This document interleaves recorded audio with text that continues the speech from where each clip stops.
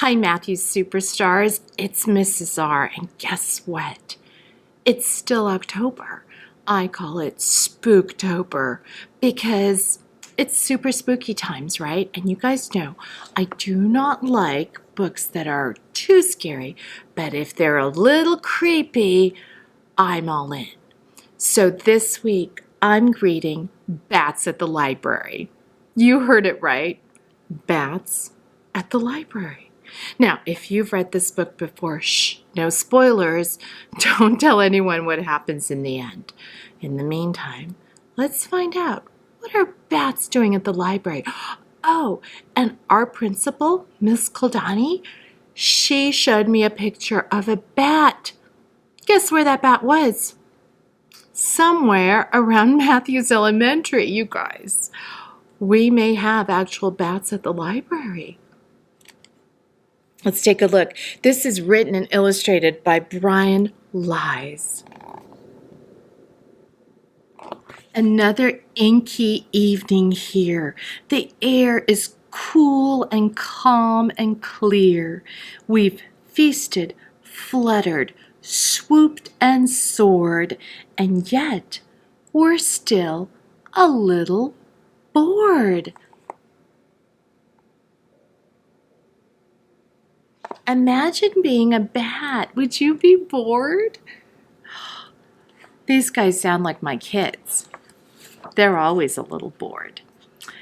All this sameness leaves us blue and makes us ache for something new. Then word spreads quickly from afar.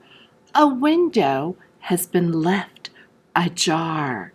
Ajar is another word for open, and it's spelled A-J-A-R. Can it be true? Oh, can it be? Yes. Bat night at the library. The sky is lively as we race together toward our favorite place. Eager wings beat autumn air. Look, that's it. We're almost there.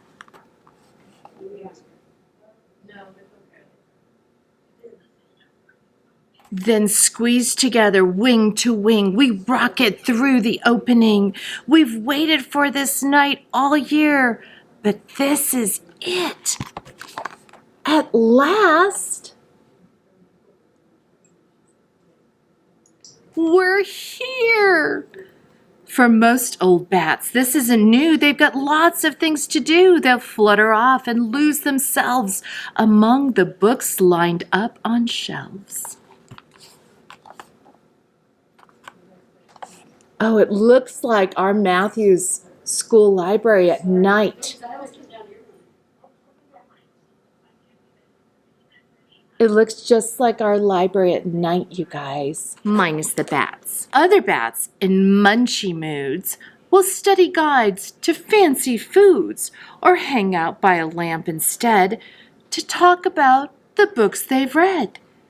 But little bats will have to learn the reason that we must return.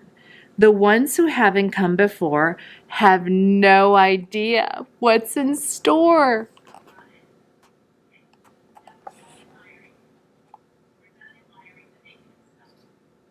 Some of them will drift away and figure out a game to play, like shaping shadows on a wall or wingtip tag around the hall.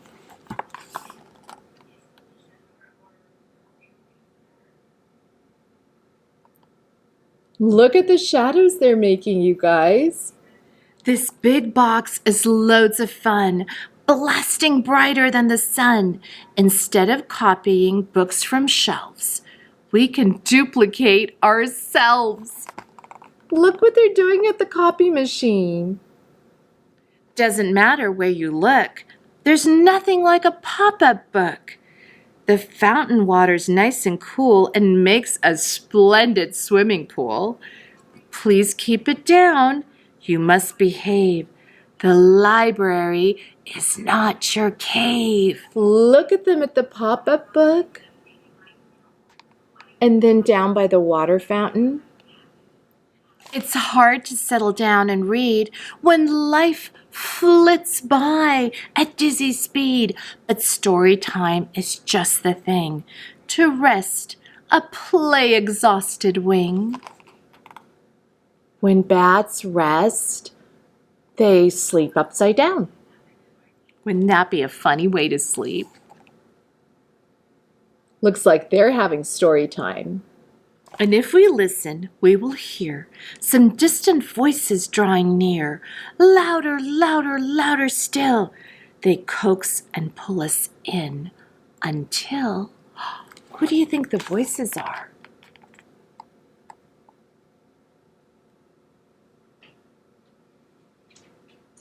Everyone, old bat or pup, that's a baby bat, it's called a pup, has been completely swallowed up and lives inside a book instead of simply hearing something read.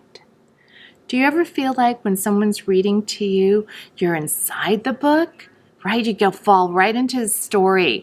I love that feeling, you guys, but I'm a huge bookworm, obviously. That's what they're doing.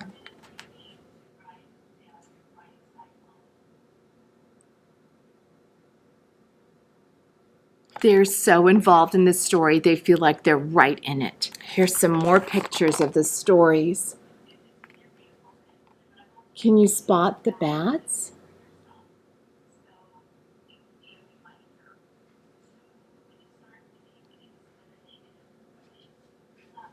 Breathless, lost within the tale, no one sees the sky grow pale.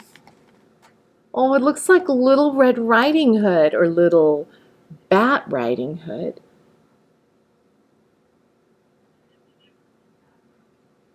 What is that light? A lamp? The moon?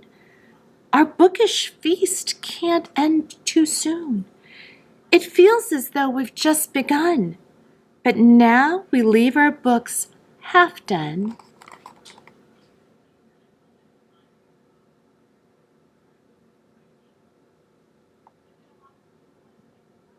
Through the window, into the sky.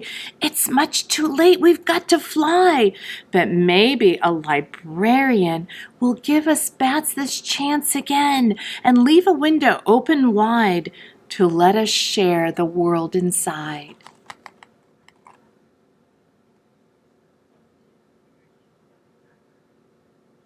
For now, we'll dream of things we've read, a universe inside each head. Every evening, one and all, will listen for that late night call. Can it be true? Oh, can it be? Yes, Bat Night at the library.